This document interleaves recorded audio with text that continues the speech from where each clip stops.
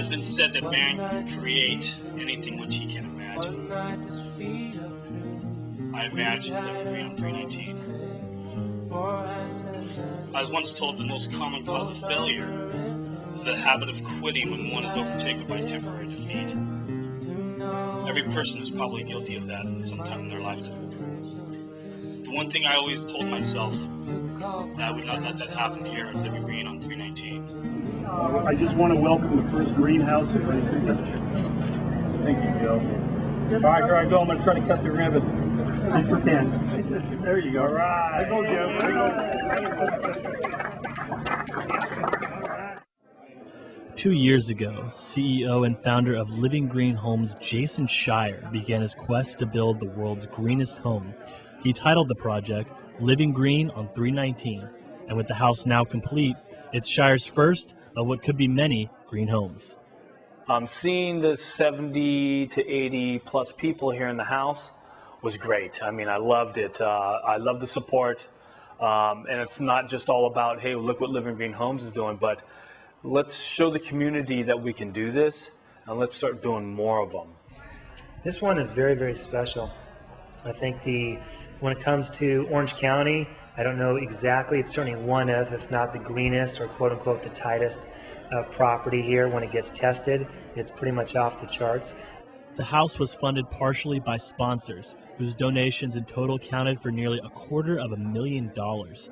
Jason worked with Michael Stevens, president of Achieve Marketing Group, who helped him line up the sponsors. Once you have one sponsor on board, it's a little bit easier to say, oh, we have Verizon on board. Oh, great, well, tell us about it. So once the ball started to roll, it kept rolling. We probably talked to about a dozen different solar companies, and they finally made it come through, and they got it in before our grand opening, which was fantastic. And it is up and running today, and we can probably go look at the meter and see it spin backwards. Our goal as a company is to get 10% of California residents with solar. And that means 1 out of every 10 houses should have a solar system on it. And if we can achieve those goals, we will have created 180,000 jobs for California. These are jobs that can't be exported, they can't be sent offshore or to another state. These are jobs that have to be done in California, 180,000 jobs. And in addition, we can help California avoid buying over $70 billion in electricity from outside the state. Durango attributes its success to a leasing program that allows consumers to get solar panels starting at just $995. To get the word out, Durango uses a call center that places 85,000 calls a day. Of those calls, about 40 turn into legitimate clients. Oh, what's that, ma'am? English? Okay, we'll call back then. Thank you. Right now? We're the first folks that put together a solar finance program, a lease program. And so the way it works is we put the solar system on your roof, we install it, we warranty our work, we even insure our work, we monitor it with a cell system, and we'll even come out and clean it if it gets dirty and stops functioning efficiently. We take care of all that, and you just get the electricity that the system has generated. According to a green building study by Gregory Katz of Capital E Consulting, buildings consume 70% of the nation's electricity.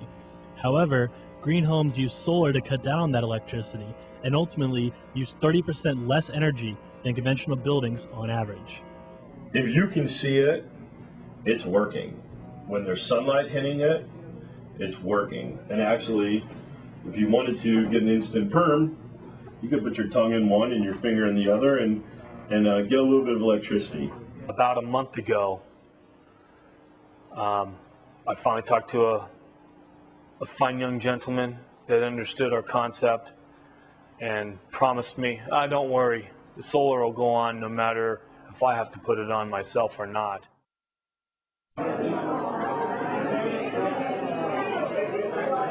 Well, they say green homes aren't more expensive, but it depends on what level you are going for. The study by Katz also noted that a green home will cost the builder on average 2% more of the total cost than a regular home. But for home as green as Jason's, that number can rise above 6.5%.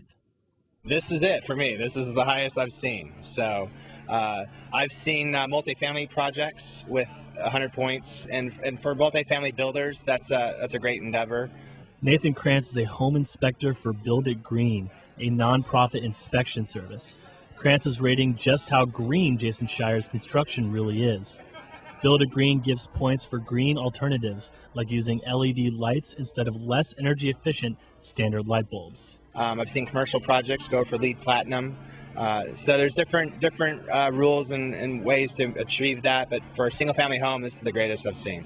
I mean, there's things I could have done to make it even greener, but there's a lot of things I could have done to not make it as green as it is today.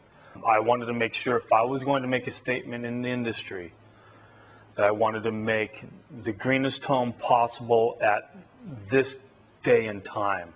So when I heard that my Greenpoint Raider actually said, hey, you've got one of the greenest homes, available,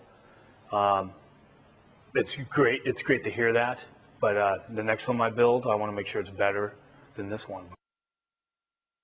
There's not an established market for a green home like this, or really any green home that's to this level, and it's just no one's really taken it this far yet, and it's going to be a challenge to market it and actually sell this home for what it's worth.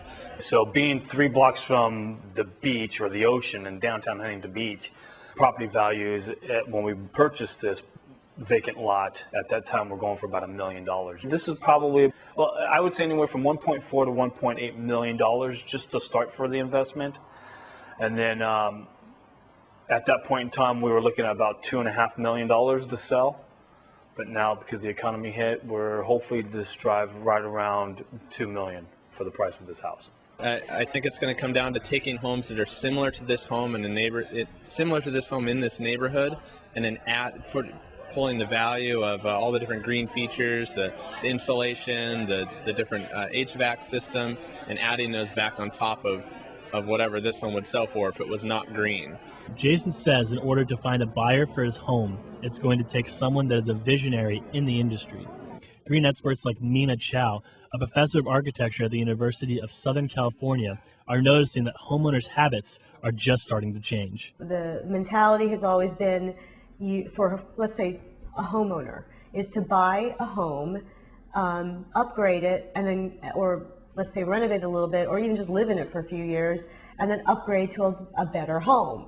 They're starting to realize that doesn't seem to make sense anymore. Maybe we should be building quality buildings from the beginning. We're trying to just enlighten people, let them know that there are homes that exist now that these people that are sensitive to interior toxicities can actually comfortably live in, and get out to the doctors and not so much try and shove that it's green down people's throats. You can see that people are wanting to make the change, but it's a lot slower than everybody would have preferred to be.